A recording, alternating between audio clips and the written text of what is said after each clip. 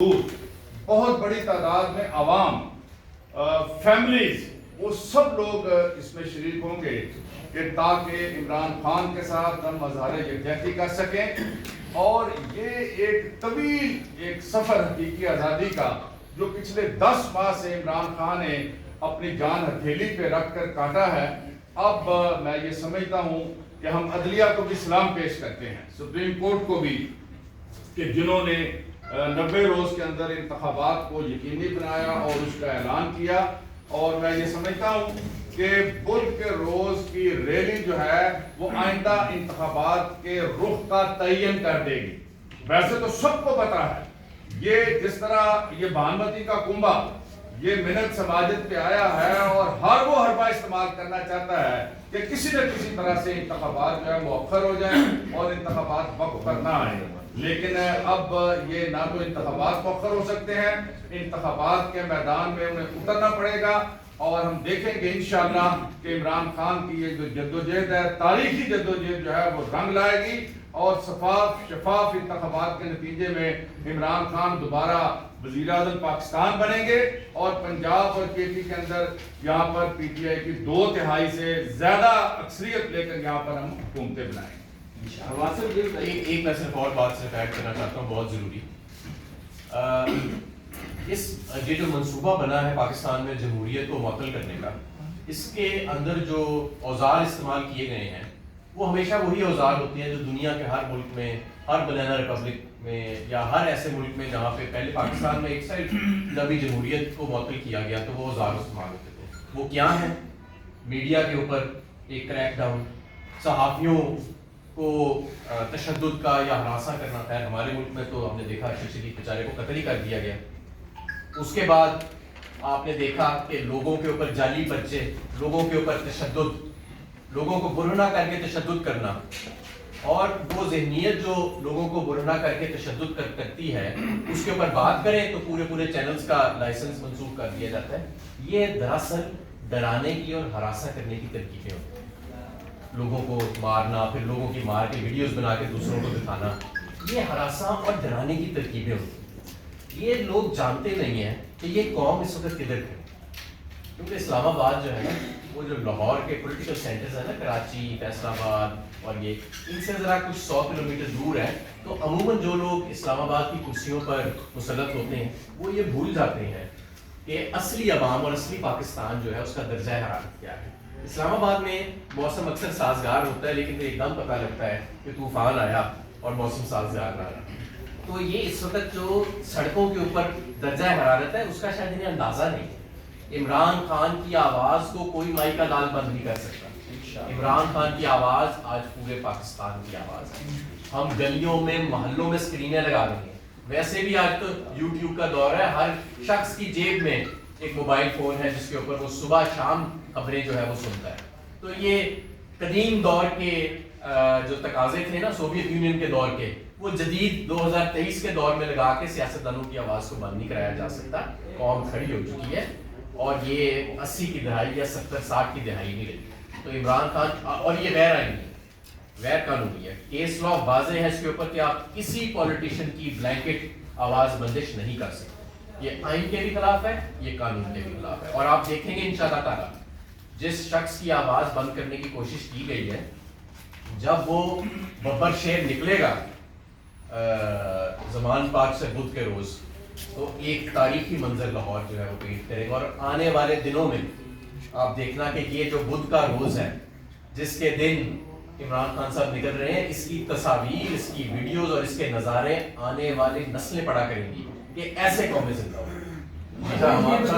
میرا سوال آپ سے یہ ہے, ایک تو عمران خان پہ کل پابندی لگائی گئی ہے, کیا کوئی وہ خاص کوئی تقریر تھی یا کوئی وہ موقع دیکھ رہے تھے؟ ایک سوال یہ ہے کہ کیوں لگائی گئی.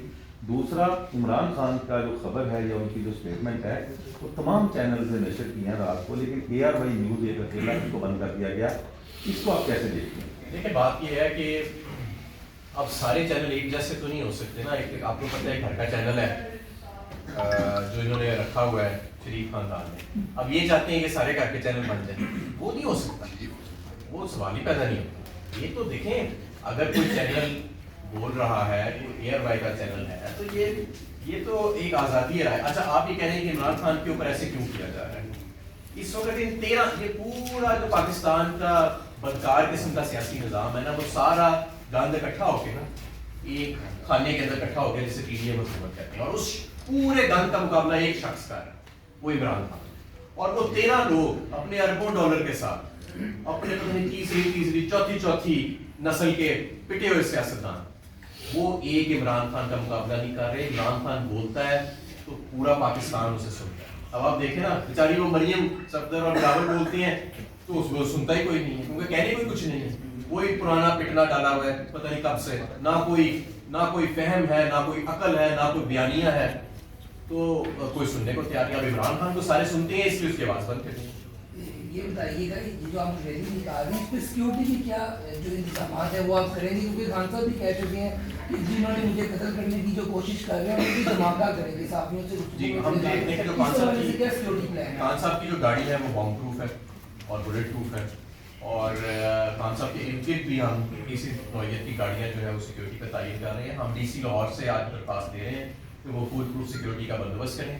ہماری طرف سے یہ ہے کہ ہم خان صاحب کو گاڑی سے باہر نہیں نکلنے دیں گے، وہ گاڑی کے اندر سے مختلف مقامات پر خطاب کریں گے اور ان کی گاڑی جہاں سے بھی گزرے گی آپ کے سامنے ہوگا. لیکن خان صاحب کو ہم گاڑی سے باہر نکلنے کی اجازت نہیں دیں گے، کیونکہ خان صاحب کی جان کو بہت شدید خطرہ ہے. اور یہی وجہ ہے کہ ہمیں عدالت میں جانے میں کیا پرابلم ہے. ایک تو یہ کہ کیسز بہت زیادہ ہیں، 74 کے قریب کیسز ہیں. یہ انسانی طور پہ پاسبل ہی نہیں ہے کہ اتنے جعلی کیسز میں ایک شخص ایک ہی وقت پہ پہنچ جائے. دوسری جگہ یہ ہے کہ جب خان صاحب وہاں اپنی گاڑی سے اترتے ہیں نا کورٹ کے باہر، تو کوئی سیکیورٹی موجود نہیں ہوتی، اور خان صاحب گاڑی سے اترے ہوتے ہیں، اوپر چھتیں ہوتی ہیں، کیمرے بند کر دیے گئے ہوتے ہیں پرسرار طور کے اوپر، سیکیورٹی کو پیچھے بلا لیا ہوتا ہے. تو یہ وجہ ہے، اور یہی فرق ہے ہماری ریلی میں اور کورٹ کیسز میں، کہ ہماری جو ریلی ہے اس کے اندر خان صاحب بام پروف گاڑی کے اندر بیٹھے ہوں گے. ان کو اس سے اترنے کی قطعاً ہم اجازت تو خیر میں نہیں کہہ سکتا، لیکن ان کو ہم درخواست نہیں کریں گے، اور ان کے ارد گرد بھی ایک سیکیورٹی کا کارڈن ہم بنائیں گے. لیکن ہم ڈی سی لاہور سے ضرور کہہ رہے ہیں کہ فل پروف سیکیورٹی کا تھرو آؤٹ زمان پارک سے لے کے داتا دربار تک بندوبست کیا. ہمارے صاحب رانا ثناءاللہ نے پریس کانفرنس کی ہے، اس میں انہوں نے کہا جی کہ الیکشن جب بھی ہوں تو ہم لوگ ریکمینڈ کریں گے کہ ان الیکشنز میں نہ جلسے ہوں، نہ جلوس ہوں، نہ ریلیاں. اس کی وجہ یہ ہے رانا ثناءاللہ صاحب یہ بات اس لیے کہہ رہے ہیں، وہ بات اپنے پوائنٹ آف ویو سے ٹھیک کہہ رہے ہیں. نون لیگ کے لوگ اب جلسے جلوسوں میں اور گلیوں محلوں میں جانے جو کہ نہیں رہے، وہ بیچارے تو گھر میں منہ دکھانے نہیں رہے. اب آپ دیکھیں نا کئی ہمیں ایسے گھروں سے اطلاعات آ رہی ہیں کہ نون لیگ کے جو امیدوار ہیں وہ اپنے گھروں میں ذلیل ہو رہے ہیں، ان کے بچے ان سے سیدھے منہ بات نہیں کر رہے، ان کی بیگمات ان سے کہہ رہے ہیں کہ تم نے کیا ہم سب کو ذلیل کرا دیا اور خود بھی ذلیل ہو گئے ہمیشہ کے لیے. تو رانا ثناءاللہ اپنے پوائنٹ آف ویو سے، نون لیگ کے پوائنٹ آف ویو سے بالکل ٹھیک کہہ رہے ہیں کہ یہ لوگ جلسے جلوس کرانے جوگے، گلیوں محلوں میں نکلنے جوگے واپس نہیں واقعی نہیں رہے، کیونکہ یہ کسی کو منہ دکھانے رہے. ان کی کارکردگی ایسی تھی پچھلے 11 ماہ سے. ہمارے صاحب یہ بتا دیجیے گا کہ آگے سچویشن بھی بنی ہوئی ہے، انتخابات کے معاملات بھی چل رہے ہیں، اور پاپولیرٹی یہ بتا رہی ہے کہ مائٹ بھی ویری مچ پاسبل کہ آپ لوگ کی طرف سے آ بھی جائے.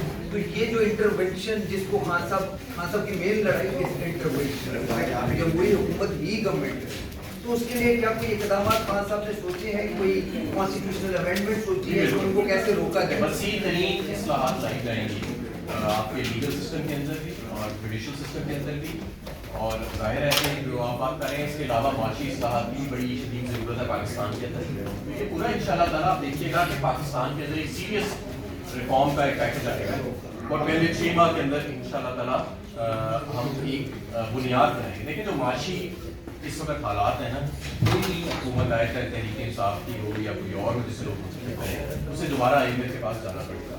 لیکن آئی ایم ایف ایک بینڈیج ہے، آئی ایم ایف ایک پٹی ہے، آئی ایم ایف ایک علاج ہے. علاج ہم نے خود کرنا ہے اپنے مریض کا، اور جو پچھلے 11 ماہ میں انہوں نے حشر کر دیا معیشت کا، یہ وقت تھوڑا لگے گا معیشت کو ٹھیک ہونے میں، لیکن اگر صرف اب آپ دیکھیں نا آج تک کسی کو نہیں پتا کہ آئی ایم ایف پروگرام کا کیا حقیقت ہے. کب سے ساکھدار صاحب کہہ رہے ہیں کہ جی کل ہو جائے گا، پرسوں ہو جائے گا. عالمی ادارے ان پہ اعتماد کرنے کو تیار نہیں ہیں، دوست ممالک ان پہ اعتماد کرنے کو تیار نہیں ہیں. جھوٹ بول صبح سے لے کے شام تک صرف جھوٹ بولتے ہیں. وزیر اعظم کوئی بیرون ملک کسی بچی کی سالگرہ بھی ہو وہاں پہ بھی کیک کاٹنے پہنچ جاتے ہیں اور اپنے ملک سے رہتے ہیں، حالانکہ اپنے ملک میں بدترین سیاسی اور معاشی بحران آیا ہوا ہے، اور وزیر اعظم کو اس کو ہلکی سی فون کال بھی کر دے یا نہ بھی کرے، خود فون کال کر کے کہہ دیتے ہیں کہ جی میں بیرون ملک دورے پہ آ رہا ہوں. تو ان کا تو یہ تو غیر سنجیدہ لوگ ہیں، نان فنکشنل قسم کی یہ رجیم ہے جو وہاں پر مسلط کی گئی ہے. اور اتنے سارے بلنڈرز کے بعد میں پوچھتے ہیں کہ جی معیشت کیوں نیچے جا رہی ہے. ہمارے یہ بتائیے کہ آپ کو کیا لگتا ہے کہ جو حکومت اقدامات عمران خان کے خلاف اٹھا رہی ہے، یہ واقعتاً حکومت کی اقدامات اٹھا رہی ہے یا صرف سیاسی طور پر آنرشپ لے رہی ہے؟ نہیں، میں جیسے رانا ثناءاللہ صاحب ہے، میں سمجھتا ہوں کہ بہت زیادہ اس کو لوگ اس کو نفرت کا بھی علامت بن گئے ہیں، لیکن کچھ وہ ناجائز بھی ہے کیونکہ اس ساری رجیم کے اندر بیچارہ رانا ثناءاللہ سب سے چھوٹا پیارا ہے. ٹھیک ہے، وہ گڈا نہیں ہوتا جسے کسی چابی دے کے بٹھا دیتے ہیں وہ بولنا شروع کر دیتا ہے. تو یہ بیچارہ تو وہ والا ہوتا ہے. تو اصلی جو مراقبات ہیں وہ عموماً پیچھے ہوتے ہیں، لیکن کوئی ایسے پریشانی والی بات نہیں ہے. ہم ان شاء اللہ تعالیٰ عوام ہمارے ساتھ ہے، اللہ تعالیٰ پر ہمارا یقین ہے. اور ان کی جو بھی ان کے سازشیں تھیں، آپ دیکھیں کب سے معاملہ شروع ہوا ہوا ہے. حمزہ شہباز کی پہلے جعلی حکومت بنائی گئی، عوام سے ہم نے وہ مینڈیٹ، عوام کے ذریعے وہ مینڈیٹ ہم نے واپس اپنا ریسٹور کیا.